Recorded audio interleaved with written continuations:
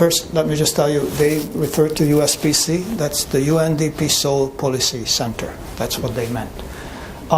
There are a bunch of questions that can be forming in your heads right now as you sit here. And I just try to put a couple of those up there. How does one work in UNDP? How does one get that job? What kind of agency is UNDP? What difficulties there are in getting into the organization and then working in the organization? And what exactly can I now do to sort of improve my chances of getting into an organization like that? What I hope is not just stop here, but to have most of these answered by the end of my talk. And those questions that remain in your minds, please just raise your hands and ask. There will be a question and answer session at the end. So, UNDP stands for United Nations Development Programme.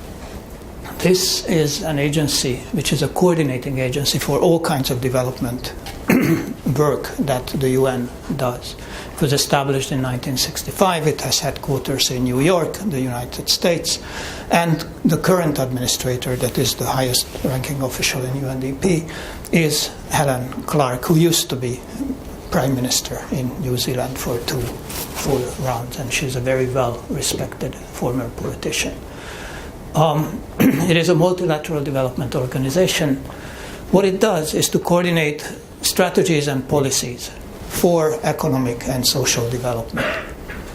And it does that primarily for developing countries. But as you see, UNDP is present in non-developing countries as well. Here I am standing in front of you in Korea.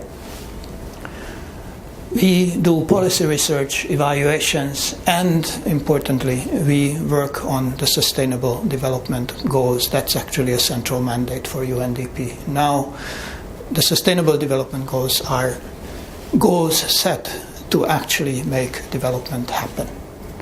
I will talk a little bit more about that in one of the later slides. What UNDP does is not just talk and do research and talk about strategies, but actually we have presence in more than 170 countries of the world. It's truly a global presence. In developing countries, in most developing countries, we are present, and we have what we call a country office. A country office is a bunch of people who actually implement projects. UNDP is a project-based organization, and in the country office we work with government to agree on certain projects that we implement, and they are always focused on development. And again, I will give you a little bit more detail in just a moment. What you need to remember from this slide is UNDP is an international organization, but it's not an international bank. It is not a charitable organization, and it is not an NGO, a non-governmental organization. Now it works. The core areas that UNDP works on is something we call practices, and this is one of the things you will have to get used to. Every big bureaucracy has its own words that it's using, so we use those core areas of work as we use the expression practices for that. We do sustainable human development, and that basically has to do with poverty, health, access to jobs. It has to do with gender equality. It has to do with social cleavages being addressed and environmental problems being addressed. So I've already covered the climate and climate change work that we do, and that is closely linked with disaster risk reduction. Of course, there are disasters which are not climate related, but a whole lot of disasters that we see today have to do with climate change. You may have noticed that there are many more hurricanes in the news than before. That is the first sign of climate change, the higher volatility in the weather. And the rest will be coming unless we make very drastic changes in how the world operates. We also do governance and peace building. And what we mean by that is we assist countries in establishing peaceful and democratic national systems. We always assist countries in elections to make elections fair and done in a way that it's undisputably the will of the people. And we work in highly conflict-affected areas as well. And unfortunately, there are a whole lot of those these days. There is Syria, there is Iraq, there is Afghanistan, there is South Sudan, there is Iraq, I've already said. So there are very high-level conflicts in very many countries going on in the world. So that is a very huge challenge for UNDP in particular, but also for the broader UN system. Okay. This is the UN system, and I'm not expecting you to understand everything. What you will need to understand is that it's a very complicated animal. It has various programs and funds, and UNDP is one of those. It has a number of commissions. It has a lot of specialized agencies. It has departments and offices which work directly under the UN Secretariat. You may have heard that there are 50-something, I think 52 or more UN agencies. And that covers all of those. And the UN is a truly global organization that is looking at how things that countries individually cannot solve, how those big problems can be solved. That's one way to think about the United Nations. And if this is not an eye test, don't worry. If you have a printout of this, you can sort of look at it carefully. It does give you a very good impression of the breadth and depth of what the UN system does. And UNDP is just one of the programs and funds which are directly under the General Assembly. So let me just pick out a couple of those 52 and just to give you an idea of the kinds of things that the UN system does. You must have heard about UNICEF, which is the United Nations Children's Fund. Then we have UNHCR, which is the High Commission for Refugees. Refugees are an incredibly big problem today. Actually, I would say refugees and IDPs, which are the internally displaced people, those are people who don't cross the border, but they still have to run from where they live. This kind of involuntary mobility, involuntary fleeing from where people live, is a natural consequence of the very high rate of conflict in the world today. But it is also something that has a huge number of both humanitarian and development implications. And the various agencies of the UN system actually try to work together to address those implications. So we can go on. There are more UN funds, programs, and agencies. UN Women is an agency that is specifically focused on gender equality and the assuring that there is equality not only in terms of the outcomes, but much more importantly in terms of the opportunities. There is no good reason for a male or a female person to have different opportunities just because of their gender. And that's one argument why gender equality is important. Another one is any country that fails to use all the brain power which is available to it, it's just shooting itself in the foot. It's not going to develop as fast as it can. It's not going to have income levels as high as it could. Gender equality is a central tenet of what the UN is working on. I've given a couple of more examples. The Capital Development Fund, the most important aspect that you might have heard about is microfinance. This is the lending of amounts which to you may sound incredibly little, like $20. And it can change the life of a private entrepreneur in a developing country.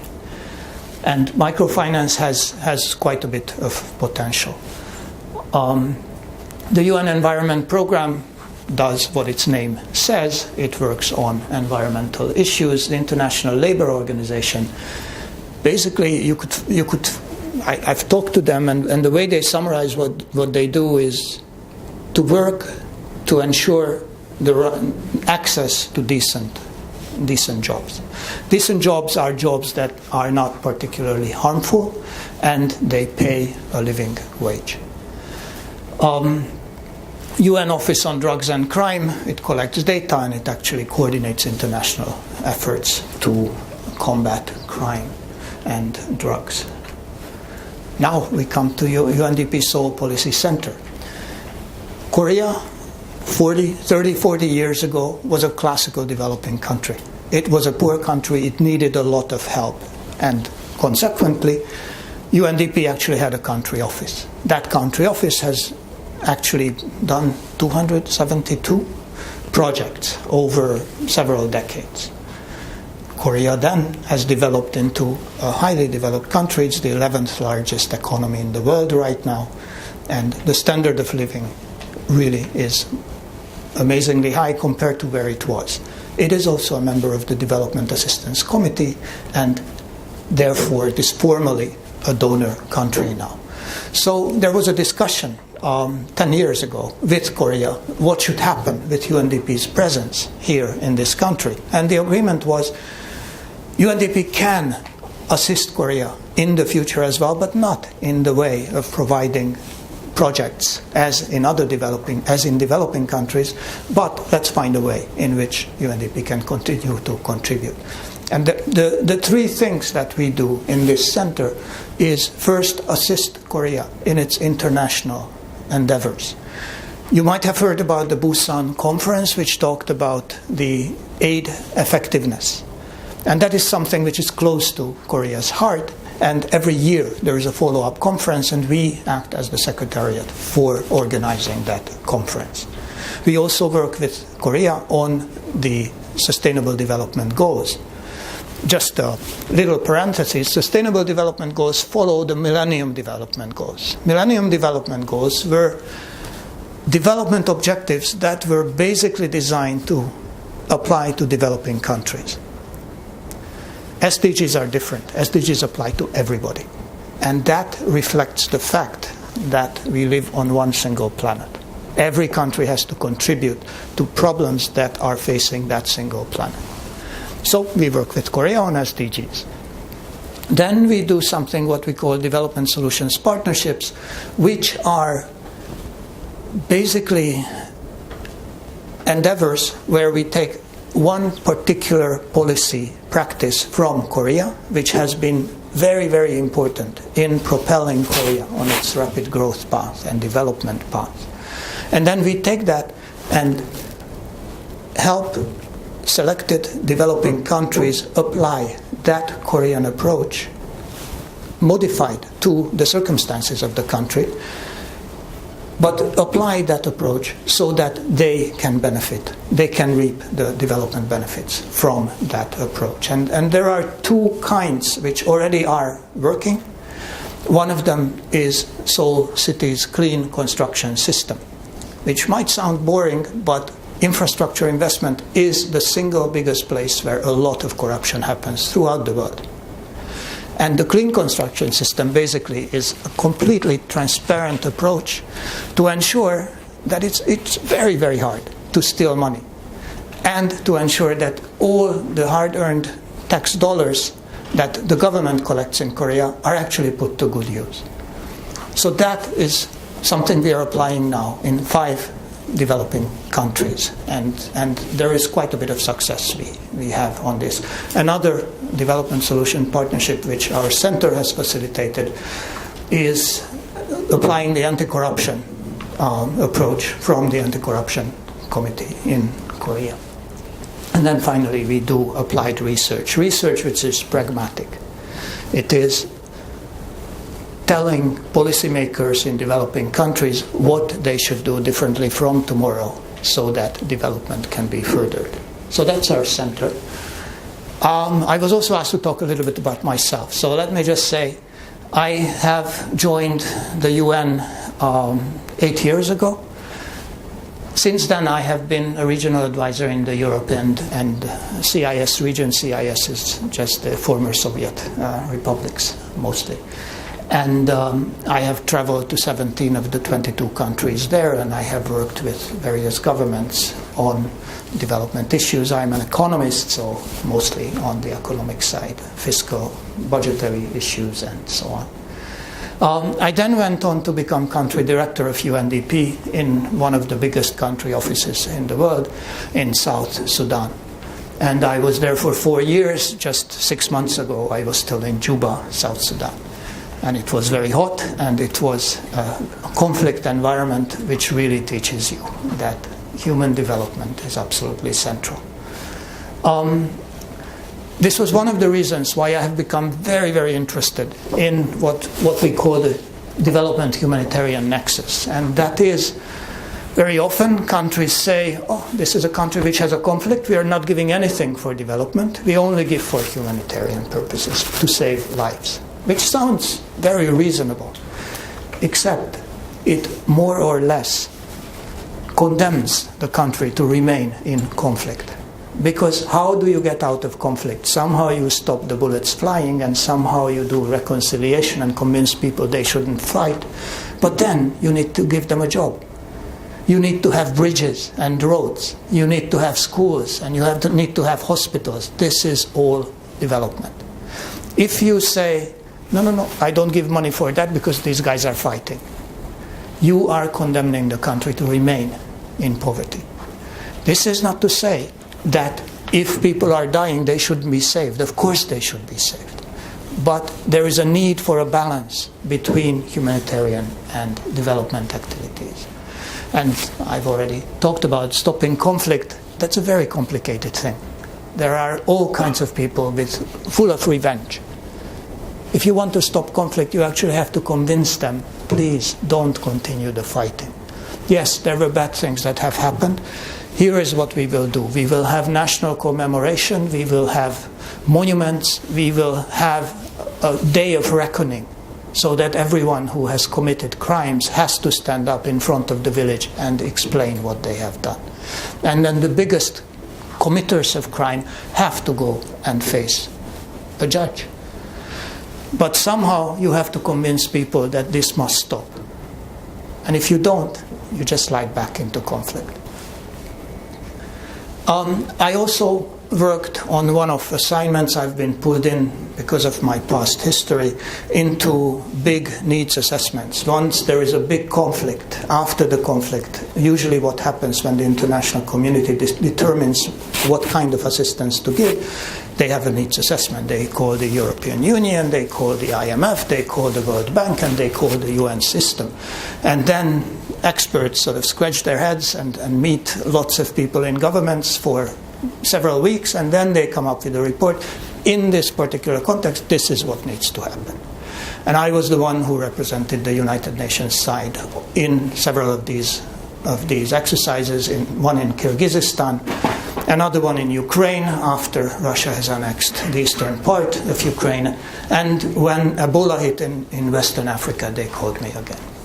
So this is fantastic experience. It's a lot of fun, and you really learn a lot when you do these things, including about bureaucracies and how sometimes very well-meaning people can actually act as brakes on good things happening. And then the optimistic side of it, you always find some way to ensure that the good things eventually happen. Finally, I have worked on MDGs, the Millennium Development Goals, and SDGs. One of the things I have done just a week ago, I returned from Kazakhstan. Kazakhstan is a country that has requested support for their work in the coming 14 years on Sustainable Development Goals. We've done a mission we call MAPS mission, which is mainstreaming, acceleration, and policy support. Okay, enough about me. Good. So now about you. Let's turn to what kind of reasonable things I can say that perhaps will help you. If you want to prepare for a career in the UN, probably you need to build expertise which is not in one single area. It's multidisciplinary. if you know about international society, international politics, law, history, environment, that will probably help you. But don't despair. The point is not that you have to be an expert in every one of these. The point is that the UN system is incredibly broad. So if you have some feeling for several of these and a very good basic knowledge in one of them at least, then you're good material for the UN. Then you have a very good chance of finding one or the other agency where this can actually meet demand for your skills. It is important to study about problems facing the international community, why wars arise. One of the biggest mistakes I have made, that first I thought wars arise because people are stupid. That bad people who don't know how to think, they just begin to fight. In fact, when I met the people who were fighting in South Sudan, it became very clear to me both sides had incredibly intelligent people. It is very unfortunate that they have come to view the conflict they have over natural resources, over access to grazing lands, access to water, or the ability to access a market. They have come to view that in tribal terms and as a zero-sum game. You can only win if I lose, I can only win if you lose. Once you begin to look at problems this way, conflict follows. And not only conflict follows, a suboptimal equilibrium will be reached, where you end up, the opposing forces as they push each other, you end up in a situation which is stable, but it's really bad. So that's the game theoretic sort of overview of wars. I think it's important to polish English skills. For better or worse, English is the main language of the United Nations system. It is very useful to know another UN language. I speak Russian. If you speak French, or if you speak some other language, Arabic, that the UN system uses, that will give you an edge. But English you really need to know at a fairly good level.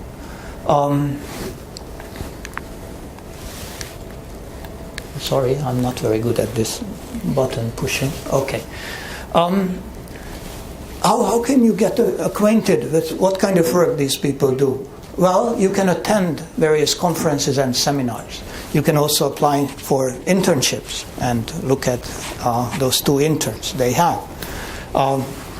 Yumi, there, used to be an intern with UNDP Seoul Policy Center. So this is one way in which you can gain understanding about the kind of work that is done in the UN, and UNDP in particular. Maybe you decide, gee, this is not for me. That's very useful. You know at least that you have to look elsewhere. Or you find, this is actually quite interesting. So let me go on.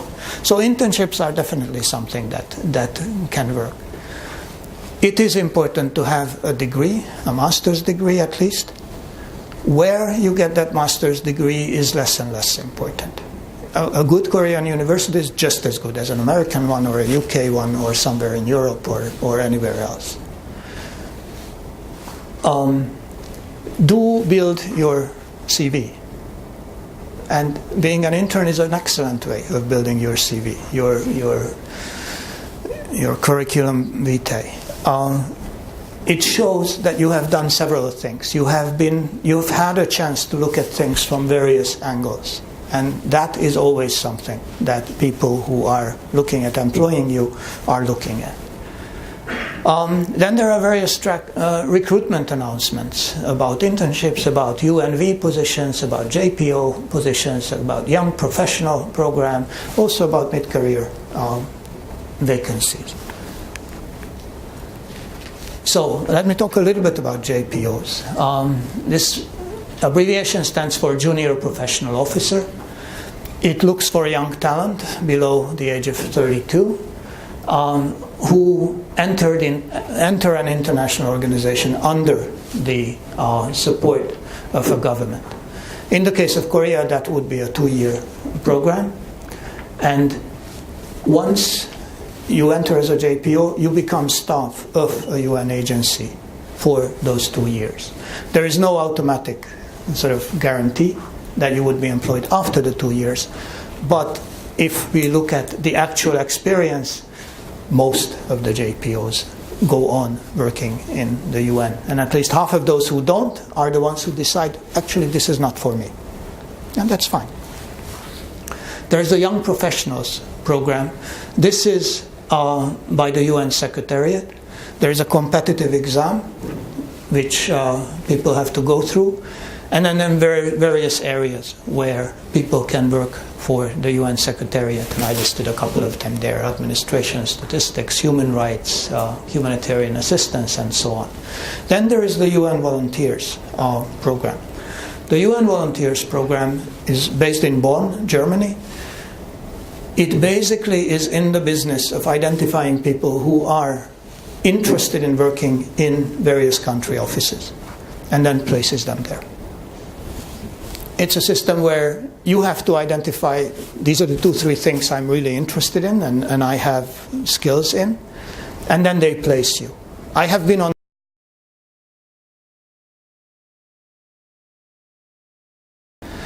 So what we did from the country office side is we expressed an interest. We need someone here, we need someone there with this kind of skill.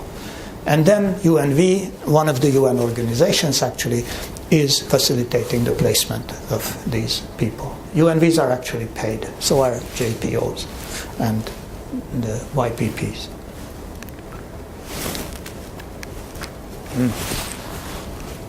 Good. Personally, I entered the UN after working for another organization. It's called the International Monetary Fund. I was one of those people who, with a big tie, showed up in a country and then did economic analysis and suggested economic policies. After a while, I thought maybe I will try something else, and here I am in the UN. There are, as you already have seen, the UN has a very diverse set of areas that it looks at. And therefore, that's reflected in the kind of UN professionals that work in the UN system. They also have a very diverse background. There are professors, researchers, accountants, human rights lawyers, trade lawyers, NGO activists. There are formal investment bankers, and there are people who used to work in the IMF. So there are many different people who work for the UN. So in a sense, you would be entering an environment where you meet a lot of different kinds of people. What joins these people is that they really are interested in making sure that humanity 30 years from now will live a better life. There's a competitive employment process. There is a job announcement, then people apply. From the many applicants, they do a shortlist. Shortlist just means they throw out people who just don't have the requisite skills. For example, someone applies with a high school diploma. Sorry, that does not work. And so on. There is a minimum requirement of experience for some jobs. Then those who don't meet that, they are not considered. So that's the shortlist. And then that's the long list. And then the short list is when they pick from the long list those people who actually appear to have exactly the right kind of qualifications. And then those who are in the short list will get interviewed either with or without a written exam. In South Sudan, we always did a written exam because it did give more information about who was applying for the jobs. And then once that is done, then there is a decision and someone is chosen. Very often, when I was recruiting people, I found actually there was more than one person who was just really good. So I have been championing in the UN system what happens to the second person. And what we have agreed is we have put them on a roster. They will be available if in some other country a very similar opening opens up. They can be immediately picked. It's not a system that is very widespread, so don't count on it. But it just shows that there are a whole lot of very talented people applying for the UN. I put at the end of that sentence, recommendations matter. And what I mean by that is when you apply, make sure that you have someone who knows you to write a recommendation. And if I were you, I would just ask, are you going to give a good recommendation or just a lukewarm one? A lukewarm recommendation hurts you. It doesn't help you. So try to find people who will write a good reference about you. And that will help. Again, it helps to begin as an intern. Not only do you learn about the organization, but you also gain visibility. A lot of people will come across your work, and many of them will like it. And that actually helps, because it generates an internal recommendation.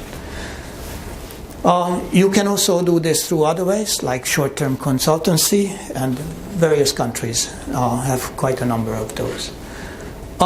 Before you begin, just take a seat and a big breath, and then think, is this really something I want to do?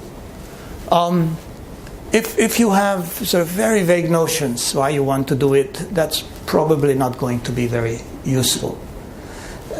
UN is just one of the possible places where you can go. And there are many other places where you can really do meaningful work.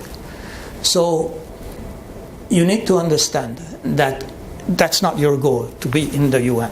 Your goal is actually that you're really passionate about something which is in the line of work of one of the UN agencies. If you are, go for it. I really want to say also, yes, it sounds a lot of fun that people travel to countries and they talk to high-ranking officials. It's not all glory and it's not all fun. It's sometimes a lot of work which goes into late into the night, and sometimes it's quite a bit of frustration. You have everything you think. You've put everything on the table. You think it's a no-brainer. The government should really agree. And they say, no, we don't agree. And then there isn't a whole lot you can do other than try to understand what their reasons are and then try to argue around those reasons. Also, the UN actually does require mobility. So you would be moving. You would be moving across countries. You would live in various countries. And that is something that some people like, some people don't like. This is something you need to think through. Also ask friends who are in the system and ask them, so what does it look like from the inside? And some of them will say it's wonderful. Some of them will say, actually, it's quite frustrating. And just try to gain the wisdom from several people. Never rely on just one. Ask many. And again, internships are useful. It might help if you think about yourself. Am I interested in sort of watching debates on television about in-depth coverage of issues which are big global issues or local issues? Remember, UNDP is not. It's a global organization, but most of its work it's done at the community level, at the level inside the country where meaningful definitions can be made of what exactly is standing in the way of development. Are you able to stand up in front of people? Are you able to just walk up to others and introduce yourself? Personally, I find it really hard, but at some level, you have to be able to communicate. You have to be able to tell what you think about issues. Are you able to go on a trip abroad on your own? Not only just a trip, it's a trip where you have to show up on time and you have to say smart things despite the jet lag. It's not always easy. And can you live in foreign places, occasionally separated from your family? And the bottom line, why I'm suggesting that you do this thinking, is this is hard work, it's interesting work, but at the end of the day, it has to be enjoyable. If it's really just a horrible experience, don't do it. Find something that you like.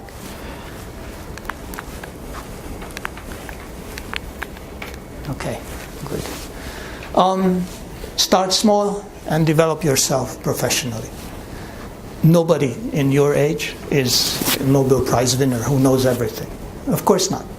But you all have it in you. You can become one. You just need to always remain on a steep learning curve. And then, sky is the limit. try to sort of identify major issues, and you will hear a lot of people who are very loud about it. Oh, this is the way you must think about this.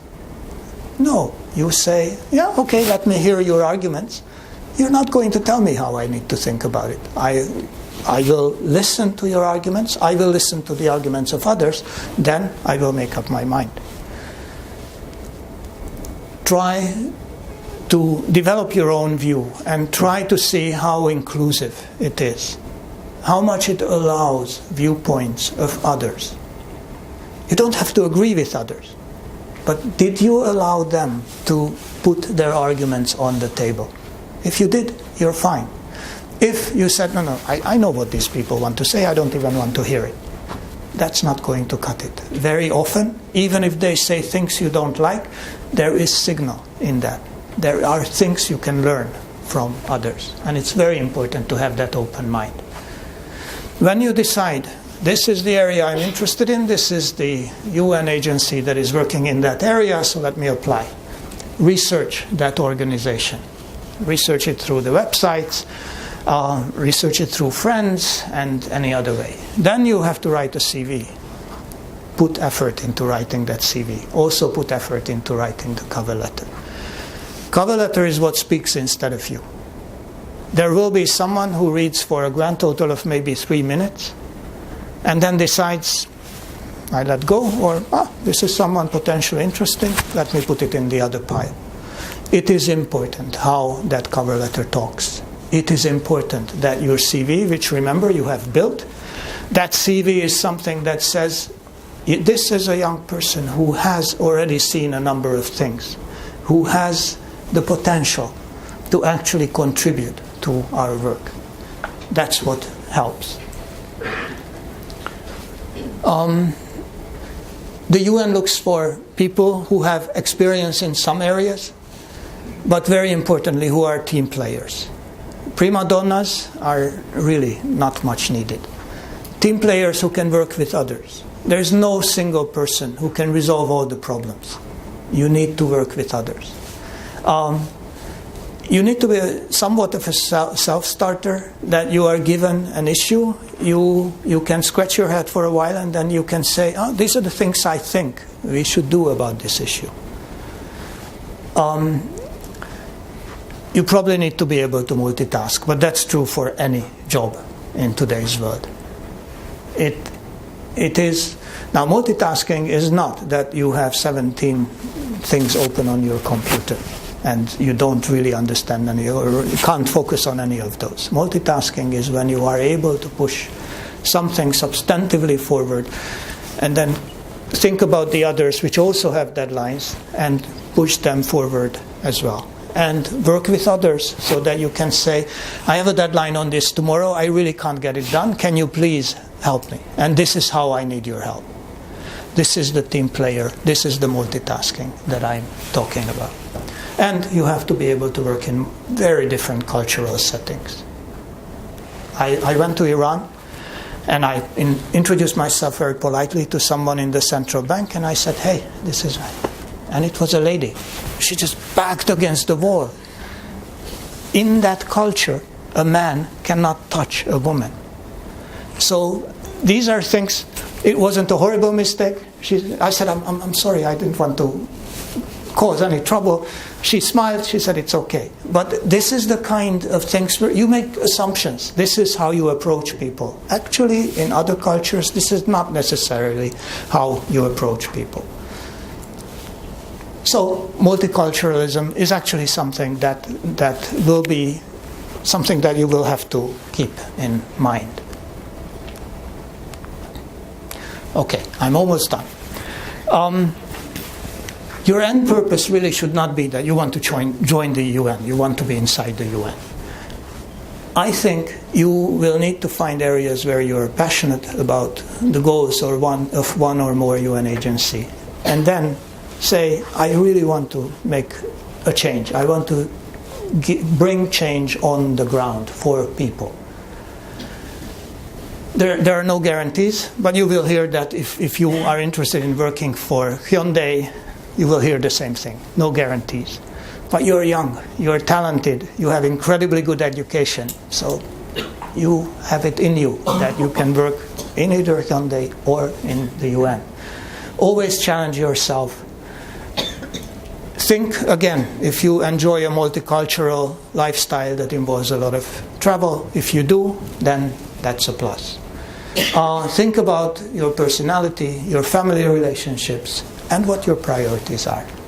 If you have thought those through and you're interested, good, then we can talk and you can apply. So let me just stop here. Thank you very much for your attention. Thank you very much, Mr. Horvath, for giving such